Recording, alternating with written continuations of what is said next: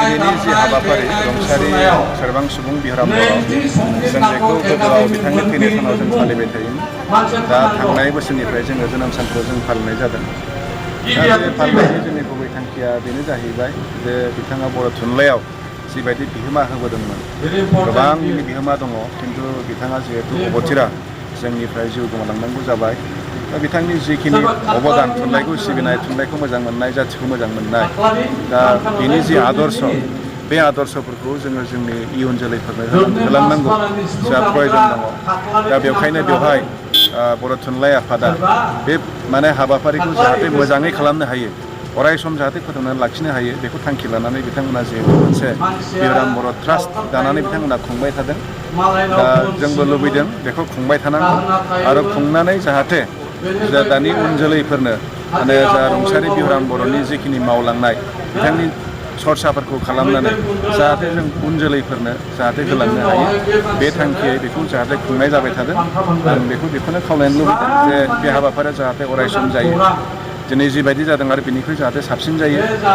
दानि उन्दै उन्दै गथ'फोरखौ लाबोनानै जाहाथे बिथांनि जि मावनाय दांनाय बिनि सायाव सरसा खालामनानै जाहाथे बिथांनि जि मुं आरो बिथांनि जिखिनि मावलांनाय बेखौ जाहाथे जों अराय जुगामि खालामनो हायो, आं बेखौ जा ट्रास्ट आरो बर' थुनलाइ आफादखौ अराय सम मावलांबाय थानो थाखाय आं खावलायो। बे समाव जों आरोबाव मोनसे सोंथि सोंना फैदों। जाय समाव बर' हारिया खौसेथि जानांगौ, बै समाव बर' हारिनि माखासे आफादा गावस्रायनायनि दावराव दावसि होंगो दोंगो ससियेल मिडिया बायदि बायदि मिडियायावहा जों नुनो मोन्दों। बेनि बागै नोंथाङा मा सानो आरो खौसेथिखौ नांगौ ना नाङा बेखौ सानो? माखौ होनदों? जेनेबा जोंनि बा बर' हारिनि गेजेराव माखासे बिगियानारि आफादा गावस्रानायनि माखासे होंगो दोंगो सोलिगासिनो बे साननैसो, स' बेनि बागै मा सानो? दाख्लै खोनानो मोन्दों जे NDP बिथांमोना मोननै जाबावबाय होनना खोनादों। दा बेखौ लायोबा बिथांमोना गासै मोनब्रै जाबाय।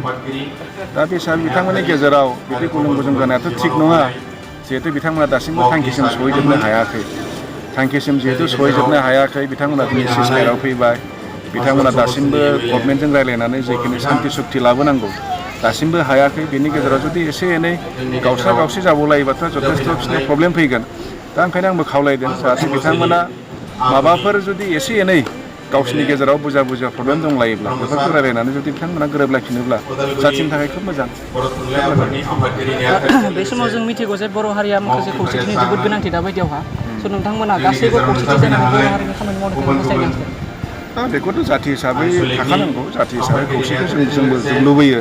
दिनै जोङो खिन्थु राजनिति खालामनाय हिसाबै जोंहाथ' जोंनि प्लेटफर्मआ आरो बिनिबो एसे अरसिन जाहैबाय।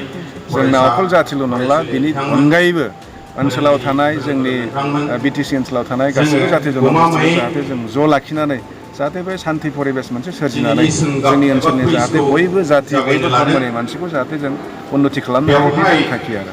फैबाय थानाय BTC इलेक्सनावहा माखासे हिरा सरैनिया बिथाङा बुंदों जे बिथाङानो 30नि बांसिन मासिखौ मोननो हागोन होननानै।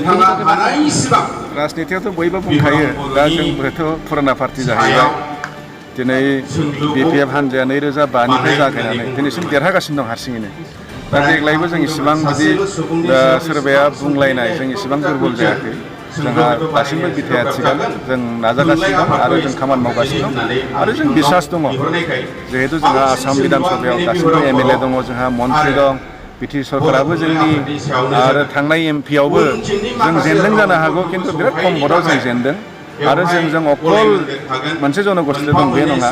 बिथाङा सोरखौ लानानै अनाबर'नि खोथा बुंदों जों बुंनो हाया, खिन्थु गासिबो अनाबर'आव जेसेबां दं BPP-आवथ' दंजोबो, गासिबोथ' दंजोबो जोंजों।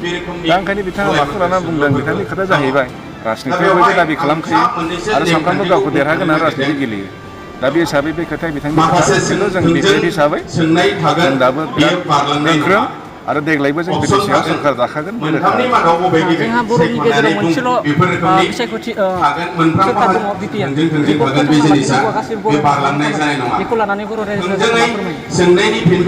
खावलायनो लुबैयो दिनै BPF हान्जाया बुंनो थांब्ला अकल BTC-ल' नङा, जोंनि आसाम बा नर्थ इस्टआवनो मोनसे रायजिक पार्टि माने मोनसे रिजनेल पार्टि हिसाबै बिराद गोख्रों।